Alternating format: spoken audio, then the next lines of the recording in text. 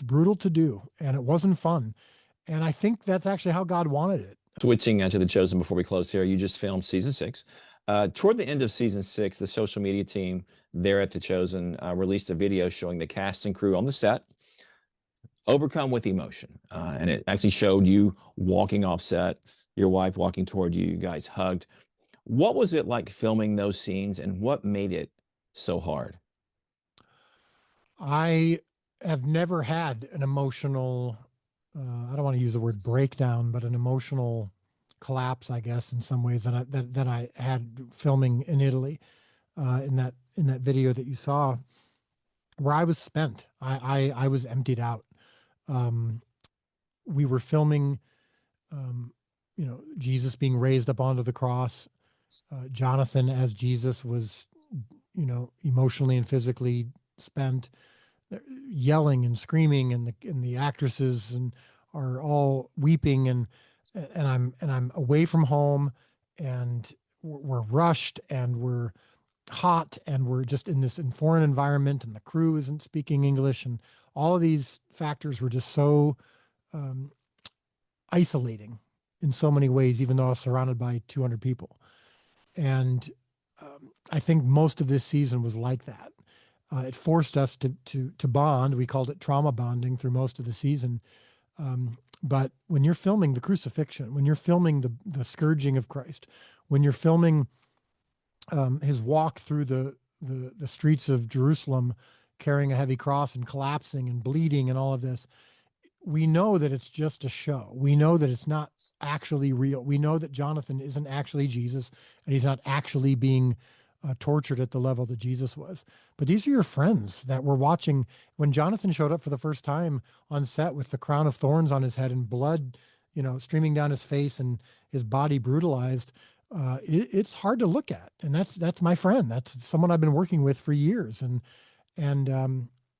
you're also feeling the weight of a story that happened 2,000 years ago, but is still changing people's lives all over the world.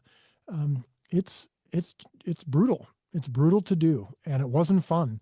And I think that's actually how God wanted it. I think this season was meant to be a bit of a sacrifice, to give us a little bit of a taste, a minuscule taste of the suffering and sacrifice that season 6 is about.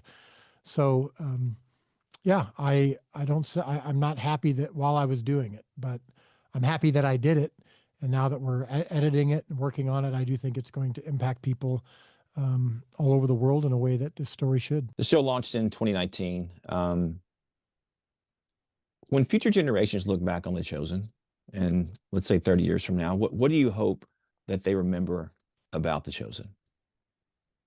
Well, my hope ultimately is that seeing Jesus through the eyes of those who actually met him can change and impact you in the same way that they were changed and impacted. So I'm hoping that 30 years from now, people are still experiencing that they're going, okay, the stories of the people that met Jesus, the questions, the struggles that they faced are the same that I'm facing today. And the answer to those questions and those struggles is the same today that it was 2,000 years ago.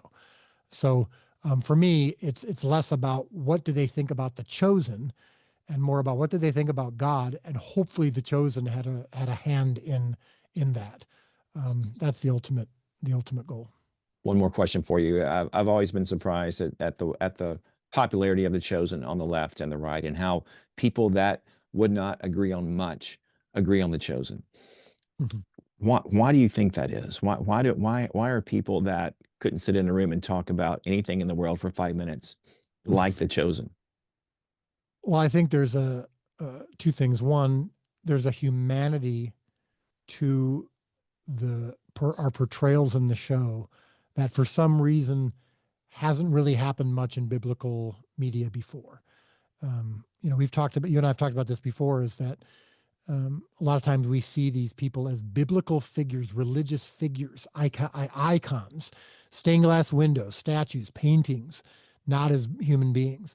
And for whatever reason, the chosen, in leaning into the humanity of these people, including the humanity of Jesus, has cracked the code for a lot of people and allowing them to be open to this story. But that brings me to the second thing, which is that Jesus came during a time when everyone was all about politics and tribalism like they are today, and even religious politics.